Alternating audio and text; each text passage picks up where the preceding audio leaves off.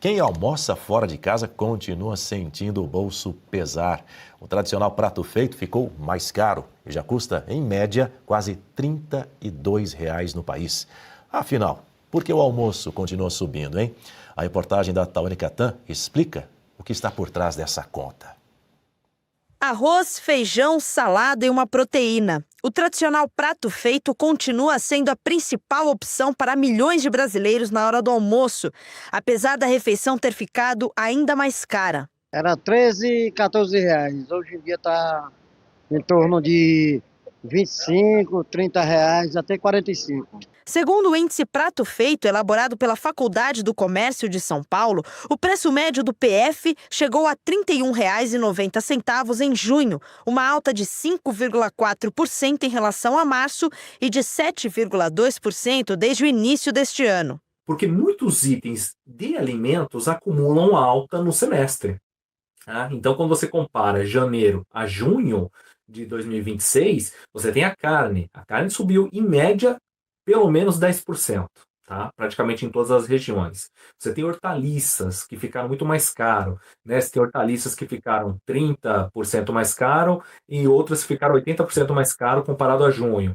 Você tem o frango que teve um alívio, tá? Mas você tem o feijão que encareceu. Então, essa é a parte dos reajustes que compromete e faz encarecer o prato feito nesse primeiro semestre de 2026.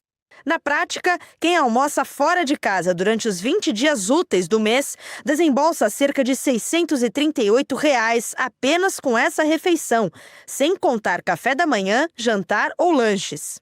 O aumento chama atenção porque em junho deste ano, o grupo de alimentação e bebidas sofreu uma leve desaceleração de 0,24% no IPCA. Apesar disso, comer fora de casa continua caro para os brasileiros.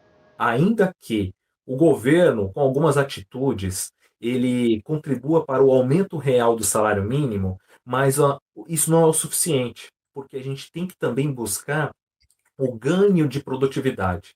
Então, para que as pessoas tenham aumento de salário, precisa de ganho também de produtividade. Produtividade não significa trabalhar mais, mas significa um ambiente melhor de negócios, que seja bom para os empresários e bom para a população. Hoje você tem grandes conglomerados e grandes empresas com benefícios concedidos pelo governo.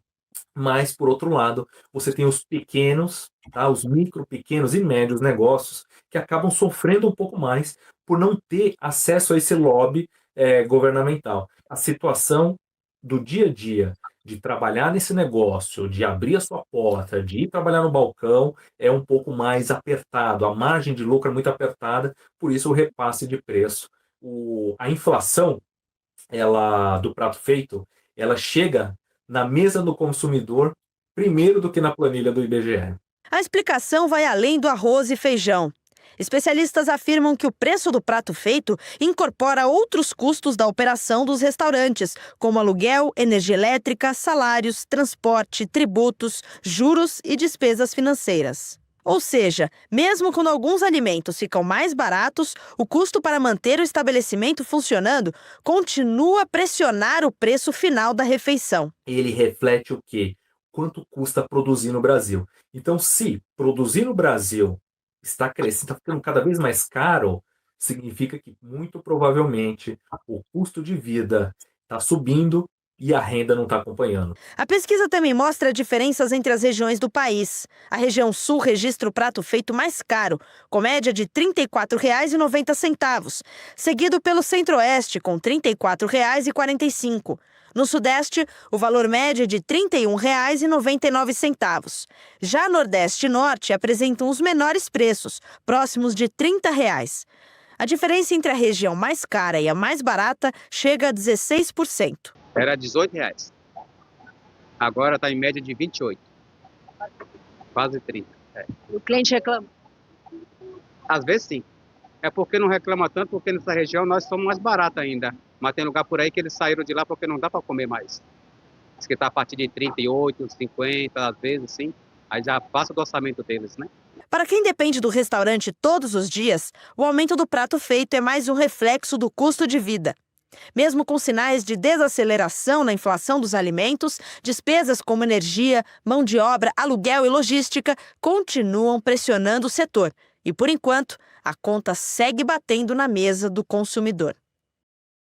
Tudo bem, Tawane Catan, obrigado aí pelas informações. Deixe-me dividir a tela mais uma vez com o Alexandre Bertoncello. Bertoncello, nós vimos aí na reportagem da Tawane Catan, fazendo um cálculo aqui, tem um gasto mensal para quem come fora todos os dias, porque está no trabalho, enfim, não tem tempo de voltar para casa, ou não consegue, ou volta às vezes tarde da noite para casa, não consegue preparar uma marmita para esquentar no outro dia, durante o intervalo no trabalho, dá uma média de R$ 638 só para almoçar. A gente não está nem colocando aqui o que a Tawane trouxe ali, como outros pontos, né? Você ir à lanchonete no meio da tarde para poder tomar uma vitamina, comer um pãozinho ali, na chapa, enfim.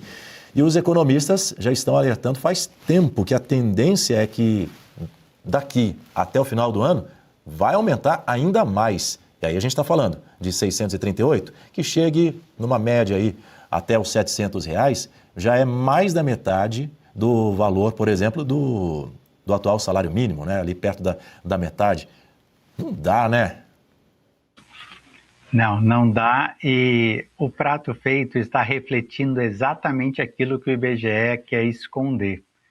A reduflação pode, de alguma maneira, camuflar os índices da inflação.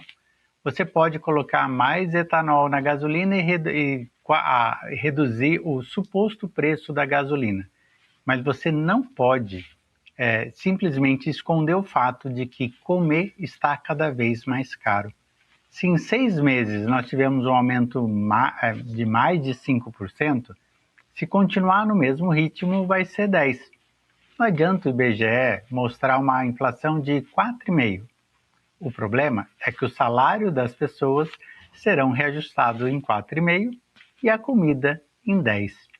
Vai chegar um dia, Daniel, que você vai trabalhar para comer. E esse talvez é o maior problema.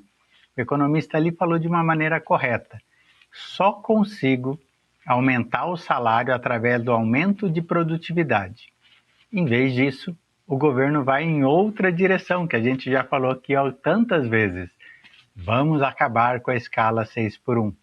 Aí o PF, ao invés de 38, vai para 50, porque você vai precisar de mais pessoas no balcão, você vai precisar de mais pessoas trabalhando, e isso vai encarecer ainda mais. Vai chegar uma hora que não vai precisar de tanta gente no restaurante, porque poucos brasileiros vão conseguir almoçar todo dia com esse preço. Essa é a realidade do Brasil, infelizmente, Daniel.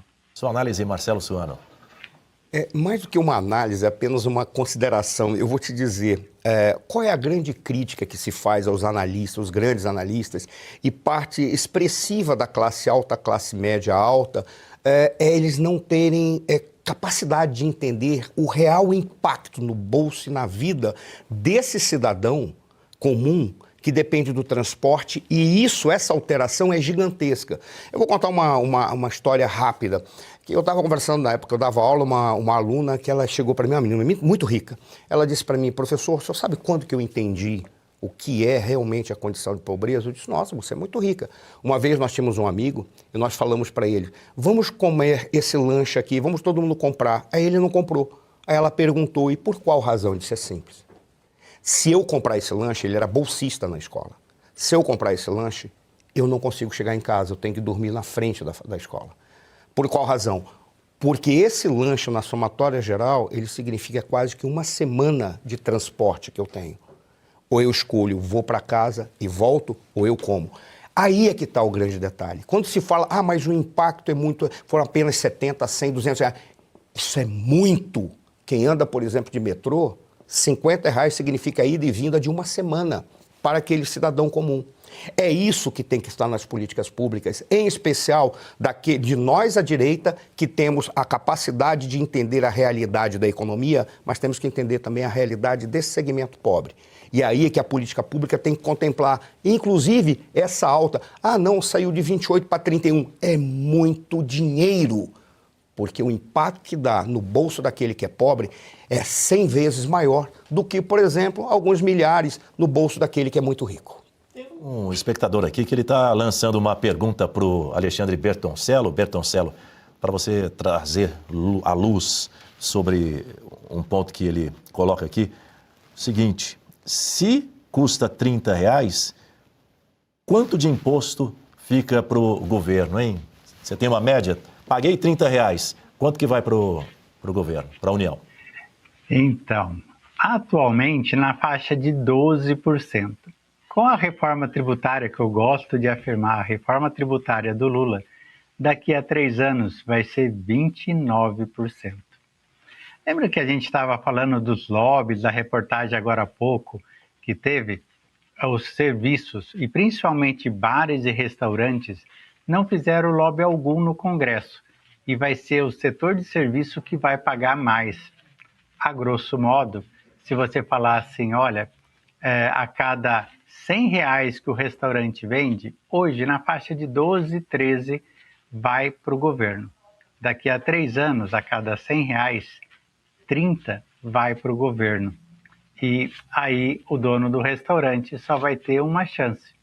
Ao invés de custar 50 ou 100, ele vai ter que cobrar 120 ou 70. E aí é a coisa mais triste. Pessoas vão comer menos, como disse o Marcelo. E o comerciante vai lucrar menos e algumas vezes vai fechar as portas.